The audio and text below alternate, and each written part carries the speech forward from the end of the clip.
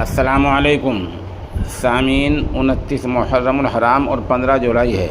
خبر کا عنوان ہے محمد ساجد نامی نوجوان داروغہ کے عہدے کے لیے منتخب۔ تھوڑا سا ان کا تعارف کرا دوں۔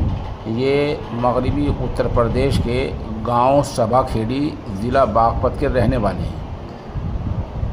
انہوں نے UPSI سب انسپکٹر کے عہدے کو کلیئر کیا ہے، اس پر یہ منتخب ہو گئے ہیں۔ یہ دراصل مدرسہ محمودیہ سروٹ کے استاد حدیث مفتی محمد زاہد صاحب کے بھائی ہیں، اور اسی طرح جو بڑوت میں مرکزی مسجد ہے وہاں ہے امام مفتی محمد خالد، ان کے بھائی ہیں، اور اس طرح مولانا شاہد نعمان کے چھوٹے بھائی ہیں۔